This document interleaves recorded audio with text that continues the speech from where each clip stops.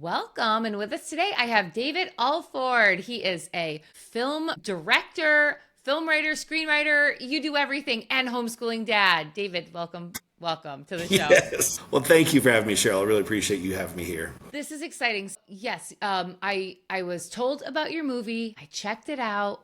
I really did love it. And I'm so excited to talk to you because not only did you write the film, direct the film, and produce it, but you also are a homeschooling dad. So this is going to be a really exciting conversation. So let's start from the very beginning. How did you end up as a homeschooling family? Well, it started when my wife was accepted to medical school. I was a public high school teacher. I taught English in public high school.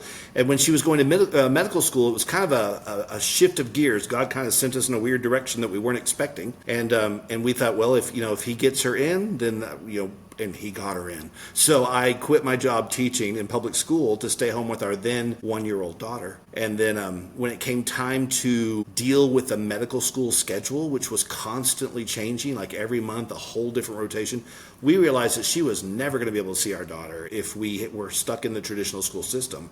So I said, I'm a teacher. I've taught 150 high school students, teenagers. Could one child be? Oh my goodness. I thought it was going to kill me off. I couldn't believe how much work it was taking care of one toddler. But she was great. I was just nonstop. I got breaks when I taught in public school. So I didn't at home. Was a government worker. Yes, that's what I say all the time. I got 3 breaks a day before.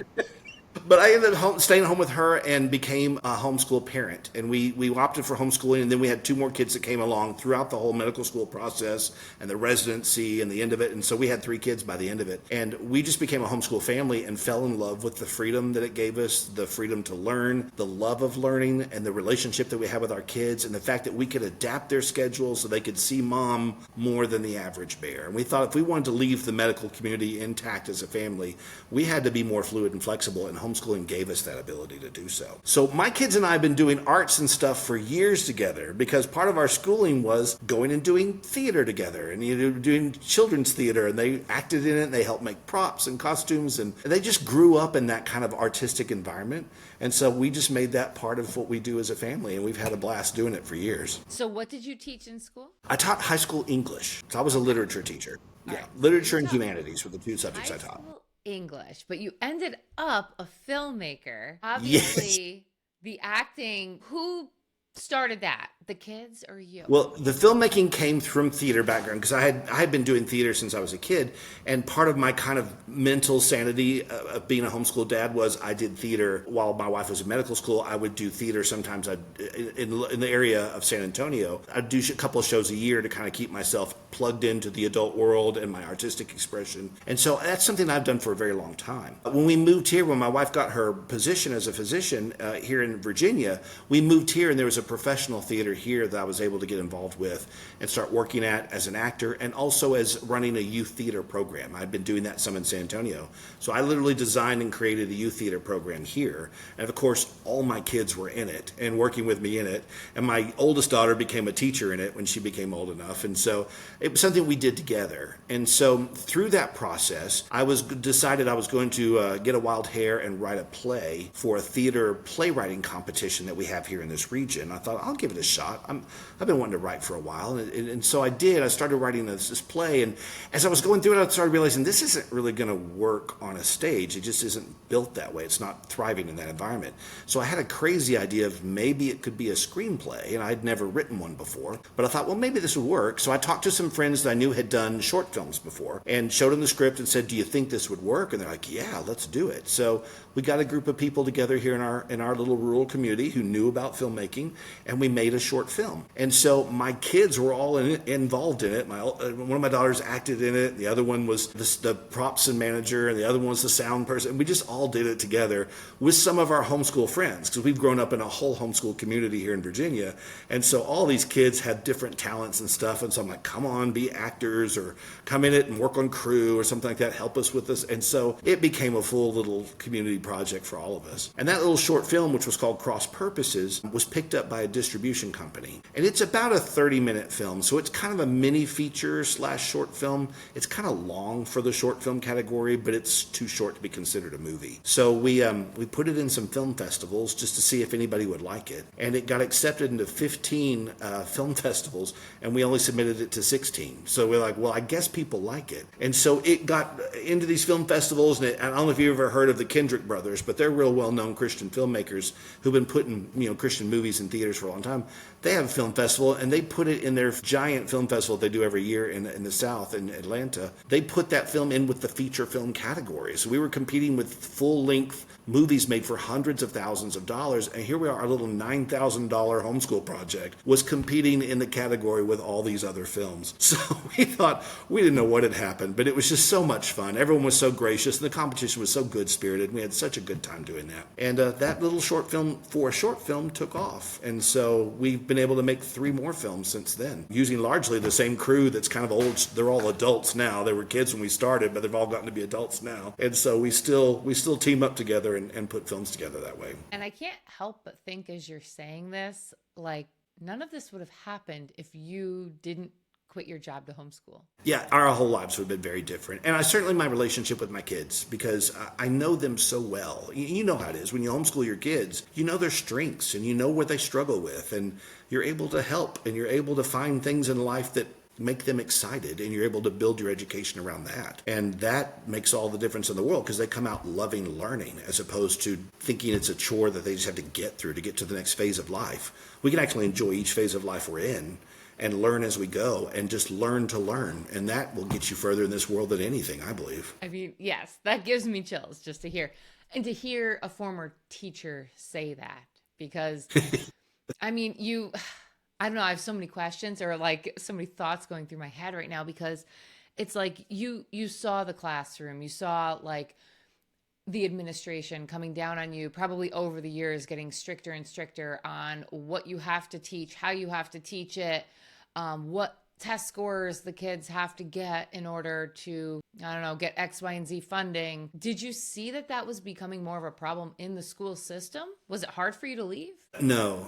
Well, it was scary for me to leave. I mean, I'll be honest, as a man, it's tough to say, I'm going to stay home and take care of a 2-year-old girl. I mean, yeah. Play group was me and a bunch of moms, and I was like, it was awkward. I mean, there was times where it was just a little scary in that sense. But leaving the education field was hard because there was so much need there. I taught in a very low income school in downtown Dallas, and those kids had so many needs that were not being met by the school system. And I found myself working overtime trying to find ways to get them applications to colleges and things like that, in which their families were not capable of doing themselves. And so there was so much need that it was hard to leave. It wasn't hard to leave the system because the system was incredibly broken, and the system was there to feed the system, and the kids were kind of ground up in the gears of that.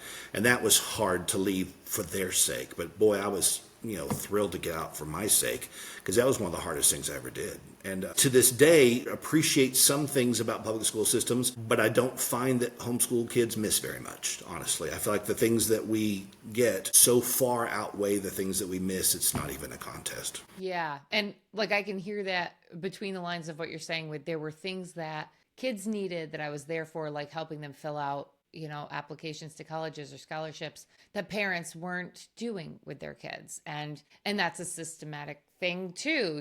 Their parents weren't there to do it for them, and their school system wasn't there to do it for them. So, you were that teacher that went above and beyond, as so many teachers are. And not every family is cut out for homeschooling. That is just the plain and simple truth of it. Some people need the school system because what they have at home isn't going to cut it. But for the families that are able, it's and you don't want to sound like righteous about it either, but it's like, I just don't want my kid to be another number. Like, I want them to shine above the rest. So why would I put them into kind of this factory system that, we kind of, when we look into the school system and how it was created, for the industry, the Rockefellers, they wanted worker bees and that sort of thing.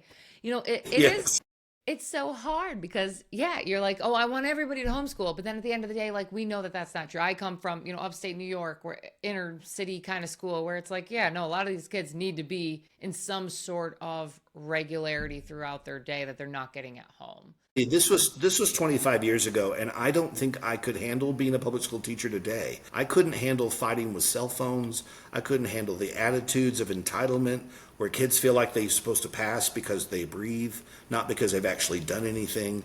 I mean, I have friends who are still in the public school system, and the nightmare stories I hear, even up to junior colleges and colleges, I'm like, I don't think I have the patience. Maybe I'm too old and cranky, but I don't have the patience for any of that anymore. And I don't think I could go back now, even if I wanted to. Yeah. And I worked in government for 16 years, and I think it's the same thing. Now that I've seen like the other side, like, wait a minute, I can wake up in the morning and do what I want with my kids all day, and nobody's dictating where I go, what I do, what I learn.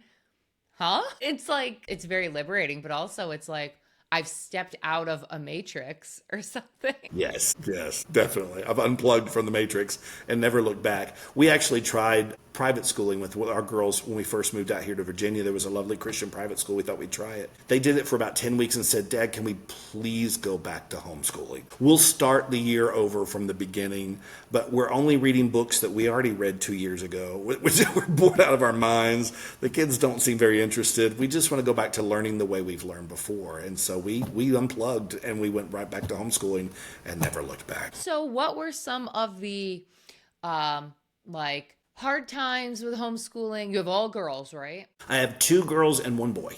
Okay. My youngest, who's 17, is a boy. Okay. What were the hard things? Like, we think about things like, oh my God, they're going to miss the prom, the football games, yada, yada. And then, you kind of realize.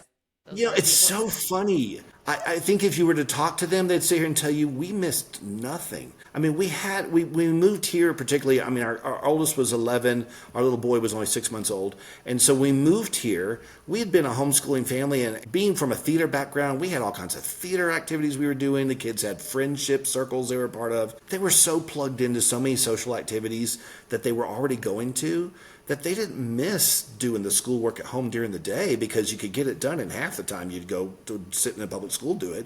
They get done by noon and we'd be out doing stuff by afternoon. And they never missed a thing. When we moved here, we met a whole community of homeschool families. There's some of them, in fact, my daughters have married siblings from out of that family, and that's now, they're all family at this point in time. But we just have met this beautiful community, and our kids just grew up together, going places and doing artistic adventures. A lot of them came and did my theater arts program. They did plays together in a professional theater. I mean, they've had so much fun that none of them, they all want to homeschool their own kids. They're like, there's no way we'd want to plug into a system now. This has been too great. The challenge being, I guess, having kids that are 5 years apart. You're doing kindergarten and you're doing 8th grade. You're trying to fit all together, and trying to keep everyone rolling at the same time was probably the most challenging aspect of it, as far as making sure everyone's engaged and going simultaneously when they're that far apart. None of them were close enough together they could share any curriculum whatsoever. We were all at different places, and they all have very different skills. Me being patient enough to say, okay, this is easy for this kid, but this kid really struggles with it. It's not because they don't care. It is just they have a different skill set.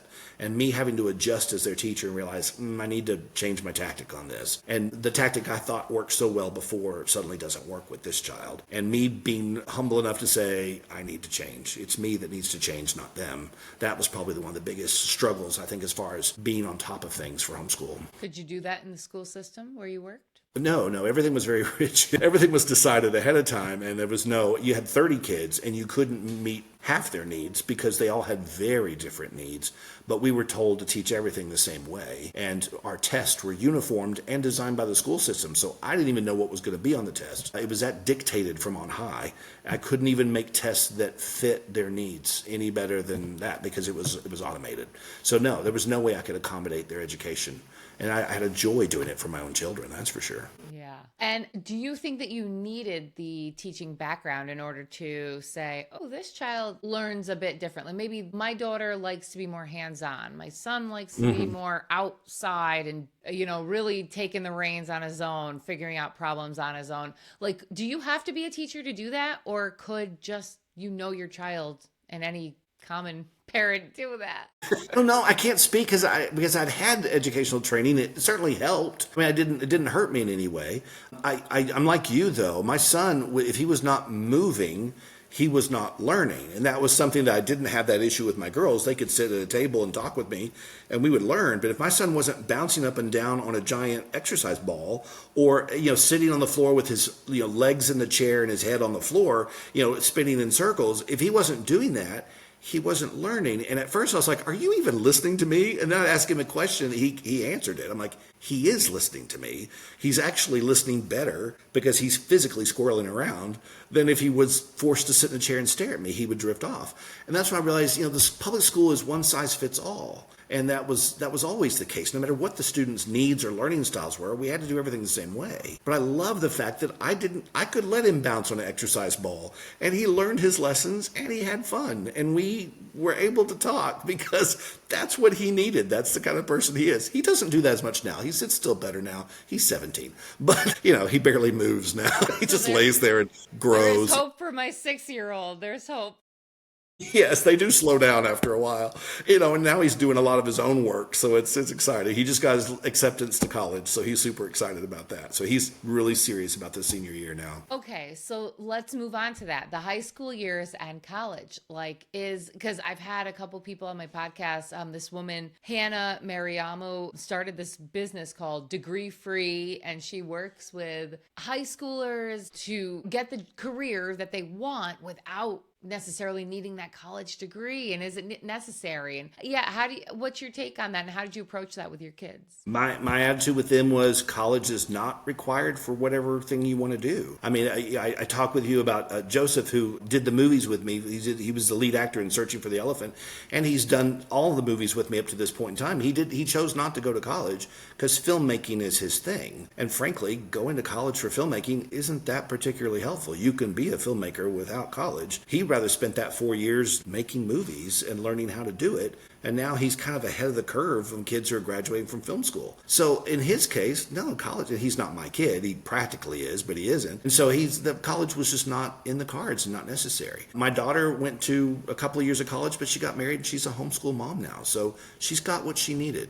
My other daughter is applying to medical school and will probably start medical school next year. She needed to go to college to get that information, so she went to all 4 years because that's what she wanted to do.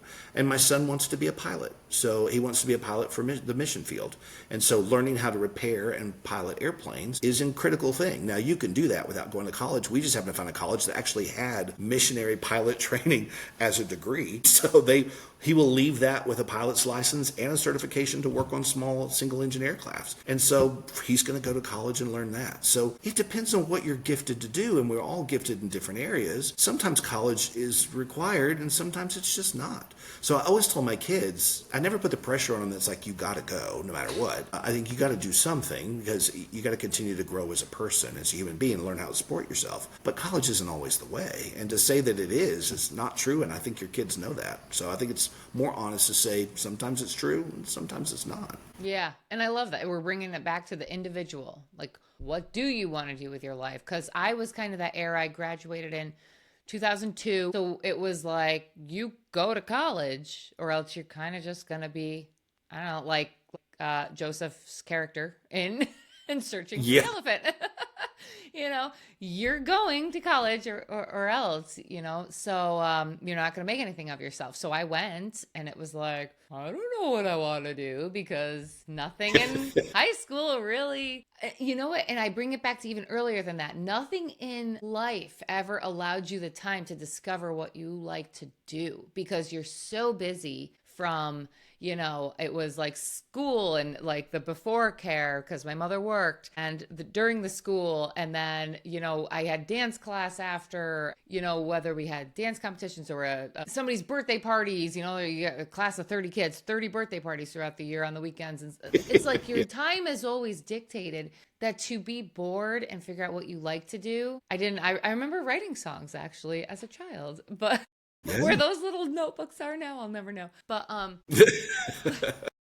but yeah, it's so interesting that like it never allowed me to kind of like move forward with that. Like, because as you went into middle school and high school and college, your time only got more dictated on what you have to do. So there wasn't that boredom to say like, what do I like to do? Let me write this. Let me, so not until just in the last couple of years where I was like, well, kind of after COVID for me, it was like, I don't know, is the world backwards? Is it crazy? Like, am I crazy? I don't really know. And, they were masking in New York 3-year-olds in daycare. So that's when my husband and I were like, we're taking them out because we're not going to mask our 3-year-old. I don't know what's going on with the world, but I know that's wrong. So then it was like, I was working from home with my son here. And then I got pregnant for my daughter and we were like, I don't know if I want to vaccinate at all anymore.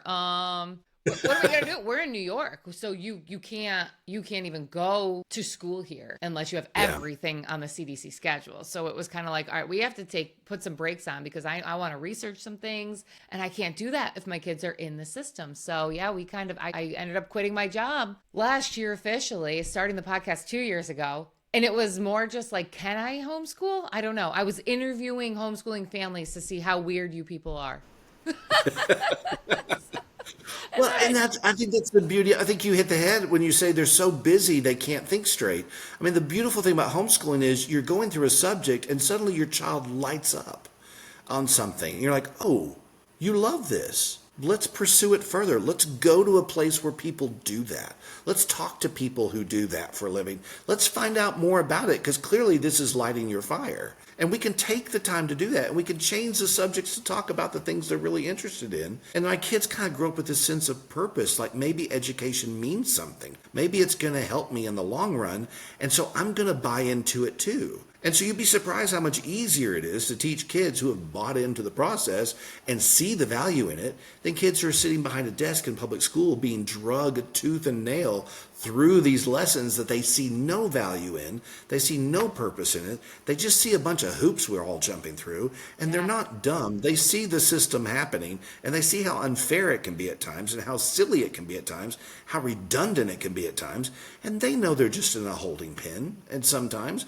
And so it's a whole different attitude. And so my kids have just been, I'm sure everyone who homeschools has a different experience, but my kids just love learning, and they love the world and exploring it. And they grow up with this sense of who they are. And I think we have time for that. And having a dad who understands that with them means that he can walk along beside them and help them get there just a little bit faster. So we're a team in that regard. And I love that. I've loved that the whole way through. So your film is called Searching for the Elephant. Is that the elephant? Like the elephant, that's actually that film Searching for the Elephant is the one that we shot, the last one we've shot 4 films as a company, and that last one, Searching for the Elephant, is a ranch phrase. It's a phrase when ranchers would go out and go to this call and where they'd hire hired hands for the year to come work on their ranch and take care of the animals and the hay in the fields and that kind of stuff. And they would look for people to work for them and that would commit to staying there for a year. And there were people who were like, oh yeah, feed me, house me, give me a salary, I'm there for the year. And there were those like, yeah, I'll take the job for now. And you could tell that these people were always looking over their shoulder for a better situation. They're always looking for something that they can do that's better than the job they have with you. And the other men would look at each other and go, oh, that guy's searching for the elephant. He's looking for the perfect situation that doesn't exist, and he's never going to be content with any place that he is right now. And so that's where that phrase comes from. And when I read that about ranchers, I was like, well, that's kind of the theme of the film. So I adapted it as a title. It's a weird title, and people are like, what does that mean? There's no elephants in this movie. I'm like, it explains it in the film, but that's really a ranch term, and that's for the idea of never being content. And that's part of what the film's about. But as I was watching it, thinking of this in the homeschool perspective, it made a lot of sense for me because it's like in school, they kind of are always like, okay, and you're going to get good grades and you got to do well on the test and you're going to go to college and you're going to be successful. But nobody ever says like what success is. And it took for me to get to my, government job after 16 years. I was a supervisor. I was making 6 figures. That's what I'd always wanted to do. I figured I'd be successful then. And it was like, okay, I went to work. I sat in my cubicle. I took my 15-minute breaks twice a day and my half-hour lunch where I'd put my headphones on and walk around downtown Albany. And never once did I ever know what the Hudson River was about, the history of it as I'm walking alongside of it.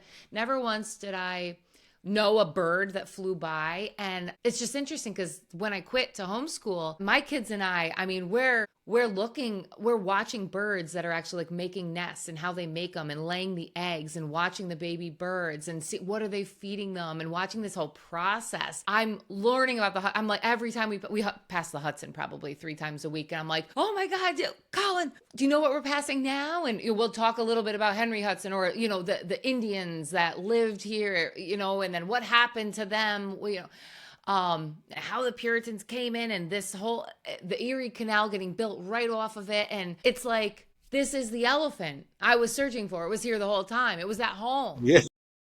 And I wasted 16 years in a cubicle, but I think I needed to waste those 16 years in a cubicle to appreciate it. But if I can get other people there quicker, I'm happy to. Yeah, no, I've never loved learning more. I learned so much more teaching my 3 kids homeschool. I mean, I went through history 3 times. I went through algebra 3 times. I went through Spanish 3 times. I'm better at school now than I ever was before, but I've had fun. I mean, we read these books together and there's stories that I didn't hear because I was busy memorizing the dates of the Civil War or the names of the generals and I was like trying to memorize it just long enough to get through a test and then dump it out because none of it meant anything to me.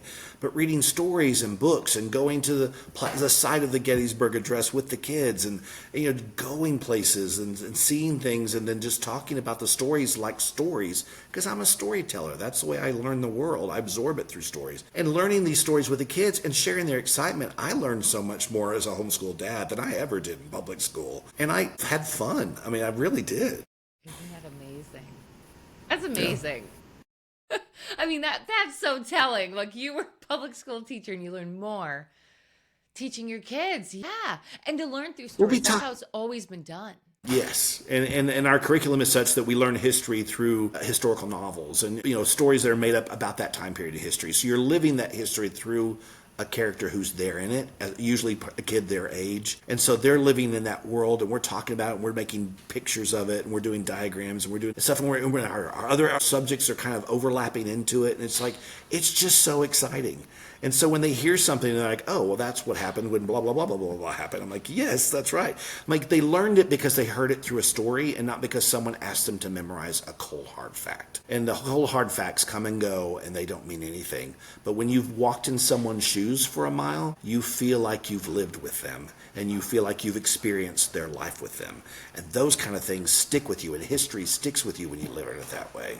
Yeah. And I had a blast doing it with them. And I love what you said about how it all integrates too, because your history, your reading, your writing, all of that does intertwine. So it's not like you're taking the 40 minutes for history and then switching gears and going into 40 minutes of reading or 40 minutes of English and 40 minutes of writing.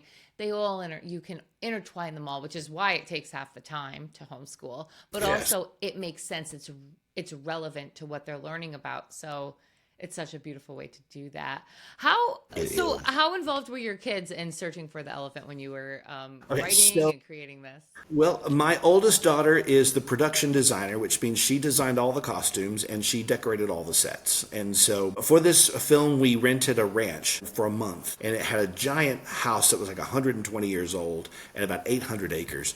And so we shot in this house. So my daughter went through and designed the decorations of the house and she set up all the colors and the palettes and she mixed the costumes with the colors in the house and she designed all of that. Now she's a mom of 3 of her own and so she did all that at home because she's also a homeschool mom. So she did all that at home ahead of the film in pre-production and then just came out to the site just long enough to help her helpers get everything set up and then she'd go home. So that was how her limited involvement because that's what she could do on her own. Then my younger daughter, who's 5 years younger than her, she's my assistant director and she keeps the crews on schedule. She designs the schedules. If there's a problem with the schedules, she readjusts it and gets it going. She's on set there with us and says, you've got 10 more minutes to get this shot, then we've got to move on. So she's my bossy little girl, but she does okay. She kind of thrives in that role. So she's the one that keeps us going.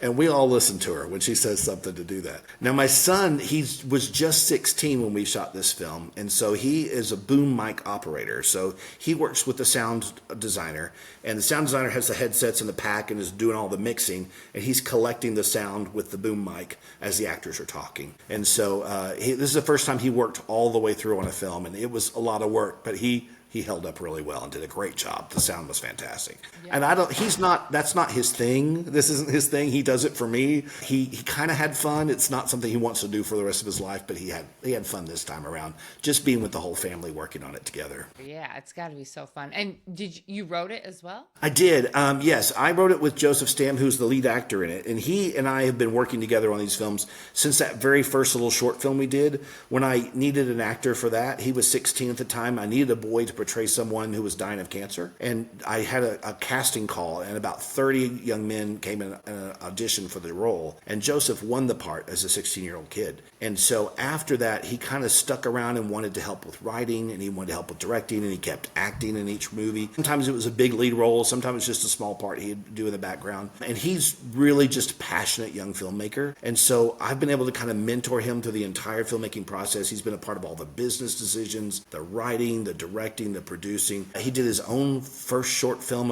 all on his own this last year, and he's ready to take off and do his thing. So when I'm old and gray, I can sit in, well, I'm already gray, but if I'm older and grayer, I can sit in the easy chair and watch Joseph Stam films and maybe even talk on the phone and just tell them what to do, you know, as the cranky old man in the chair, give them advice that way. Because he's the future of filmmaking as far as I'm concerned it goes. He's just extraordinarily talented. So he helped write and direct Elephant, but he was also the lead actor. He played a drug addict, and it was a very challenging thing. He has no experience of that at all. He talked with a lot of people who were living that situation or in recovery, and he interviewed them and got very specific detail about their stories, their lives, and what they went through. And then he took that on as an actor and portrays it beautifully in the film. You'd have no idea. He has no experience whatsoever in any of this, but boy, to watch him portray that role is gut-wrenching because you really feel like you're watching his character go through it. So while he was on set, I was the primary director who shot all the photography, and then he and I went back and mixed the film together after it was produced, and he's a co-director in that project and a co-writer as well. Awesome. It's been a beautiful thing. And homeschooled as well. And he's 100% homeschooled all the way through. Yeah. And so, as are all of his 9 siblings. Yeah, no, he totally looked like a drug addict. No questions. The tattoos were wash-off kind. We had to order them and sadly in the middle, he has a tattoo on his neck during the film. He has no tattoos, but he had one on there, and we had to apply it. And if it started wearing off, the makeup artist had to go through with a pencil or pen and try to connect the missing parts until we could order the new tattoos and get them back to set before we ran out. It was a panicky thing, these tattoos. But no, Joseph, he really plays a troubled child. And in the story, he and his grandfather are forced to live together on this ranch, and they are estranged. They don't know each other, but they both lived lives where they've pushed everyone that's important in their lives out of their lives. They both isolated themselves in many ways. They put up a lot of thick walls around themselves. And through a series of circumstances, they are forced to live on this ranch in this farmhouse together, and they don't even like each other. And so the movie is about them getting to know each other, getting to understand each other, and finding a sense of family between them that becomes very healing for both of them. Yeah, it kind of reminded me as I was watching it, the docuseries Dope Sick. Have you? Yes. I've heard of that. I've not seen it, but I've heard about it. Oh, it is something to watch because it's all about how the medical industry, you know, I know your wife is in medicine, your daughter is going to be, but there was an infiltration from, you know, hey, let's get people on prescriptions, which kind of led into, you know, Joseph's situation in the movie. I mean, you don't get into how he got into that, but it was very common. So it's relatable in that, yeah, this can be so easily anybody. What made you want to write a film about this? In our area, we live in Southwest Virginia, and there's not a family here that hasn't been touched by drug addiction in some way, shape, or form. And I mean, the nicest, sweetest, most wholesome families you could imagine would come and watch our movie at the theater and come back after and goes, yeah, my brother has been an addict for 10 years and he's broken our family's hearts. And so when it comes to addiction, it's such an unfortunately universal problem that so many people deal with. And we didn't just want to sensational, we wanted to deal with the people who are addicted, but also the family that's hurt around them and trying to love them, but constantly being pushed away and trying to love through that. And so that was something that we thought was a big part of the story. And so having a family that's torn apart by this, and a grandfather who's torn apart by PTSD from Vietnam, he's suffering from residual hurts and pains. And so he's suffering too. And watching two suffering people locked up in a room together, kind of spewing things at each other and then learning to love each other and seeing each other through each other's eyes.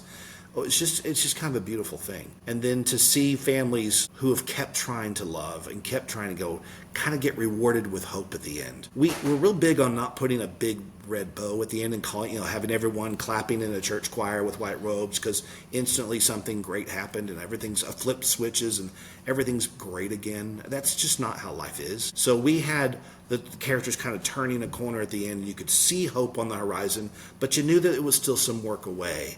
And then I think that non-pie-in-the-sky approach really spoke to the people that came to see our film and had been through this process. They said, that's real life. That felt real to me. And that's what I hope will happen to me and my family over the course of time. And that meant a lot. Yes, I won't ruin the ending. It's not where I thought it was going to go because it wasn't the traditional ending. But yes, I think it is more realistic the way that you portrayed it. And, I think this is a great film for homeschooling families because our kids are not exposed to a lot of this like they are in the school system. How easy it can be to get hooked on a drug because, this is a prescription that someone's doctor gave them, or, even just, hey, try this at a party. Like when you homeschool, hopefully we are pulling our kids away from that sort of stuff, but it doesn't mean they're never going to encounter it. Right? They are going to graduate someday. They are going to get friends that have been in the school system. They are going to get jobs or, they're going to leave our home at some point. You have to equip them with stuff that is in the real world. You cannot isolate your child from anything bad and expect that nothing bad will ever happen to them. You have to expose them to this. And I think this film is a great way to have, lead into the conversations. Like now this is something we can talk about because you've been exposed in a healthy way. Yeah, and the film is gritty. I mean, it's not for little kids. I mean, it's for older teens and adults to talk about. It's gritty and it's realistic, and you see him go through detox, and it's a painful thing to watch because it's an awful situation. But there's a lot of humor in it, and there's a lot of family laughter in it, and we kept the content really, really mild to try to keep it as clean as possible without seeming like, it's a Sunday school pamphlet, that's not a realistic view of the world. So we try to keep it as realistic and as clean as possible, but keeping it realistic as possible.